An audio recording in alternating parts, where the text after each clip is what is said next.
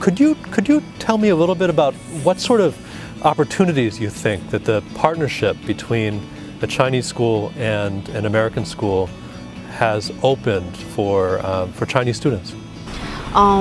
Most obviously, students are taking very different classes in China. Those classes can be called classes like math, English, and the science subjects like physics, chemistry, and biology, just the same as other students are doing in other schools.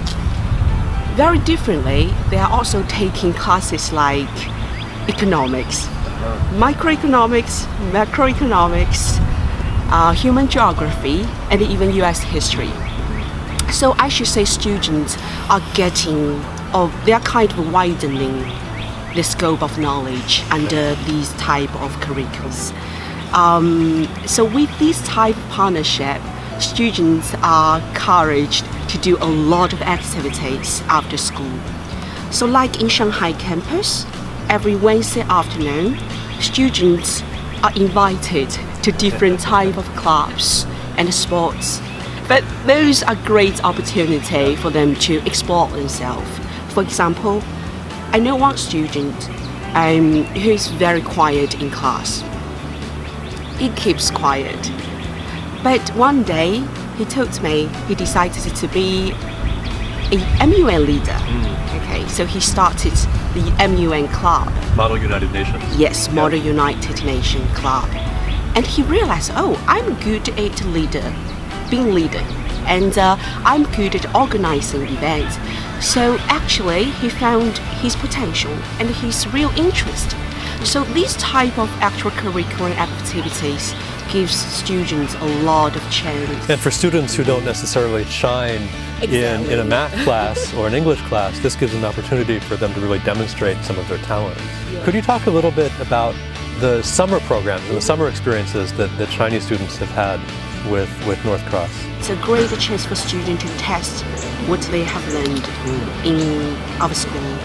A lot of students come back with a realization that, oh, I really need to improve my English because I can't survive in America with my current English ability. So I do think summer program like this is a great motivation for students to focus on their English learning. So you live in the dorm, and the dorm is right downtown in Roanoke, and there's a bus that takes students from the dorm to school, right? Do you and the students feel safe living there? How do you feel about security in the dorm? So we have North Cross teachers and Wilson boarding staff working together to make sure that students are safe every minute. So every day there is a teacher or staff be on duty to take care of kids for any emergency. So I should say it's very safe. How do American teachers tend to teach differently than Chinese teachers tend to teach? Noting that American education system is focused more on liberal arts. Can I put it that way? It's not about correct or incorrect. It's more about good or not good. And there are a lot of explorations. Can you make a strong argument for a case? Can you make a position you're offering? Can you support it with evidence? Can you make it convincing? Might be more important than whether an answer is actually correct or not correct. Yes, exactly. So this type of education is very good at training students' expression, logic, and critical thinking. One thing, as you know, that we're trying to do with our partner school in Shanghai is come up with a kind of hybrid, right, or a mixture of Chinese approaches to education and American approaches to education, where we take what's best about each approach and try to come up with a mixture that works. And I think that what is really beneficial about Chinese education is the approach to memorization. You have a better memory than I do. Yes. I've seen that many times.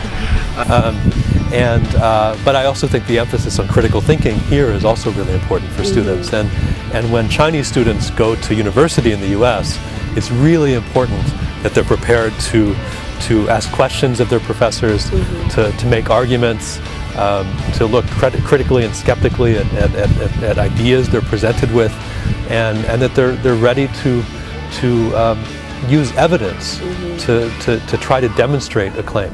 In American style classroom, teachers can be knowledge giver, knowledge taker, can be an assistant, can be an inspirer as well.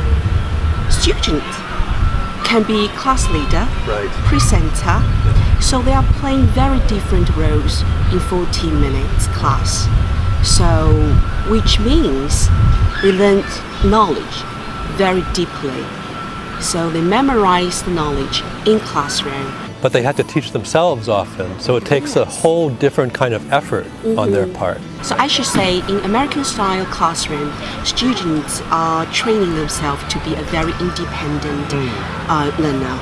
And in Chinese classroom, students are pure student learners. And I think this is a skill that will help our students very much once they go to university in the US, because their professors, most of their professors, will expect them to take a leading role in the classroom and to guide classroom discussion and to do most of the learning on their own in universities. And I think it's very helpful for our Chinese students to have experience with this kind of classroom.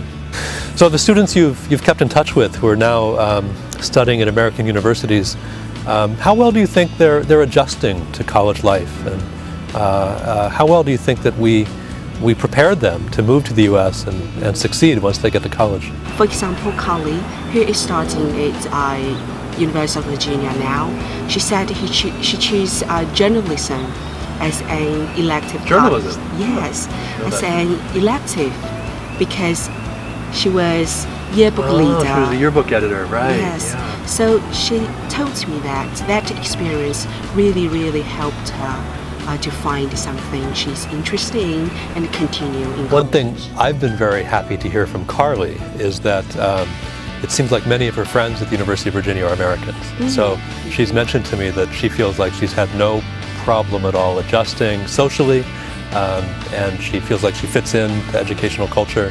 And she's mentioned that a lot of other students she's seen from China seem to have more difficulty interacting with some of the American students. So I think that the sort of experience she had at North Cross Shanghai may have gone some way to prepare her to fit in when she gets there.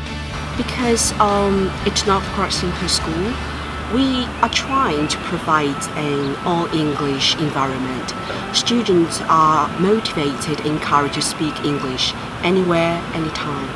The other thing is students are sent to America every summer to have a little bit bite of American culture. So they spent several weeks in the US already. Yeah. So they're familiar with the situations, occasions.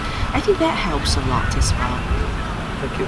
So what do you think that Chinese parents often find attractive about international schools? Why do you think that they chose to send their kids to North Cross Shanghai?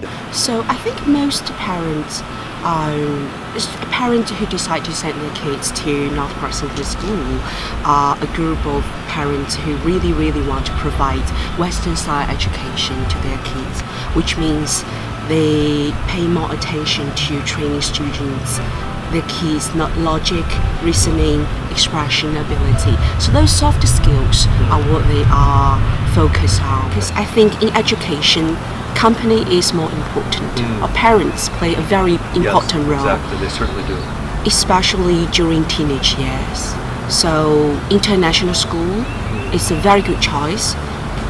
For one, you can be with your kids. For another, they are getting Western style education.